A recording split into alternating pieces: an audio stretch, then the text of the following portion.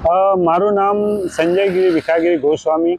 હું ગુજરાત પોલીસમાં SP sir Shri Banaskantha SP સરના ડ્રાઈવરમાં છું અને મારી 18 વર્ષની પોલીસ ખાતામાં નોકરી થઈ ગઈ છે અને હું શિવ યાત્રા ઉપર નીકળ્યો છું। શિવ યાત્રા એટલા માટે છે કે એમાં 12 જ્યોતિર્લિંગ, 4 ધામ, અમરનાથ અને પશુપતિનાથ નેપાળની યાત્રા છે। એના અંદર મેં મારી 18 વર્ષની નોકરી થઈ ગઈ છે, 42 વર્ષની ઉંમર થઈ ગઈ, એટલે 18 વર્ષની નોકરીમાં મેં મારી રજાઓ જમા રાખી હતી। એ 9 મહિનાની મેં રજા લીધી છે, 3 મહિનાની મેડિકલ આપી છે, એમ કરીને 1 વર્ષની રજા લીધી છે।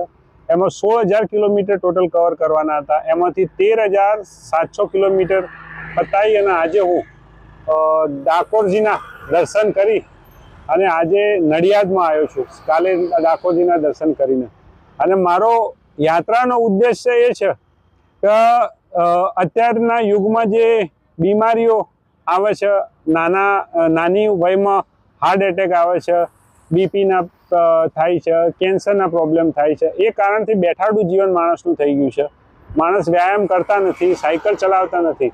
એટલે મારો ઉદ્દેશ્ય એ છે યુવાનોને મેસેજ આપવાનો કે તમે પોતાના રોજિંદા કામમાં નાનું મોટું ડિસ્ટન્સ હોય તો એમાં સાયકલ ચલાવો, તો સાયકલ ચલાવવાનો સ્વસ્થ રહો। બીજું કે એટમોસ્ફિયર પણ આપણું ચેન્જ થાય છે, તો ગ્લોબલ વોર્મિંગના કારણે તો એના માટે પણ આપણા ઘરના આજુબાજુ ખેતરમાં, જંગલમાં ક્યાંય પણ થોડાક પેડ વાવો કે જેના કારણથી એટમોસ્ફિયર ગ્લોબલ વોર્મિંગની અસર ઓછી થાય અને એટમોસ્ફિયર સારું સચવાઈ રહે, એ આશયથી હું નીકળ્યો છું। પ્રેરણા અમારા SP sir Shri Banaskantha SP sir Akshayraj Makwana સાહેબના હું ડ્રાઈવરમાં છું, એટલે એમના માર્ગદર્શન હેઠળ અને હું શિવજીનો ભક્ત છું, તો ભગવાન મહાદેવ ભોળેનાથની કૃપા અને એમના ભગવાનની પણ થોડી મારા ઉપર કૃપાથી હું નીકળ્યો છું। મારું સાયકલનું વજન અને મારા સામાન છે, હું એકલો છું એટલે સામાન બધો સાથે લઈને નીકળ્યો છું, તો મારા સાથે 35 થી 40 કિલો જેટલો વેઇટ છે। સાયકલનો વેઇટ અલગથી છે।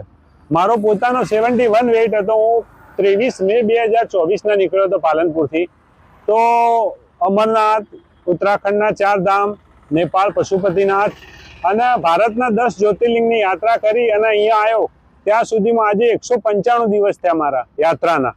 તો મારો 71 કિલો 71 વેઇટ હતો, એની જગ્યાએ અત્યારે મારો 58 વેઇટ થઈ ગયો। પણ જે મારી શરીરની એનર્જી છે એ જ્યારે હું નીકળ્યો એનાથી ડબલ થઈ ગઈ છે। વેઇટ ડાઉન થયો પણ મારા અંદર જે એનર્જી છે એ વધી ગઈ અને હું અત્યારે ઓછામાં ઓછું મિનિમમ 100 કિલોમીટર તો જઉં જ છું, એના પછી એનાથી વધારે જાઉં પણ ઓછું નહીં, એટલે 140-50 કિલોમીટર પણ મારું દિવસનું રનિંગ થઈ જાય છે। અત્યાર સુધી કેટલા કિલોમીટર મેં 13,700 કિલોમીટરની યાત્રા કરી લીધી। હવે મારી યાત્રા 1700 કિલોમીટર જેટલી બાકી છે। એમાં સારંગપુર, જુનાગઢ, સોમનાથ, દ્વારકા અને પછી ત્યાંથી અમદાવાદ થઈને અંબાજી યાત્રા મારી જશે અને પાલનપુર પૂર્ણ થશે મારી યાત્રા।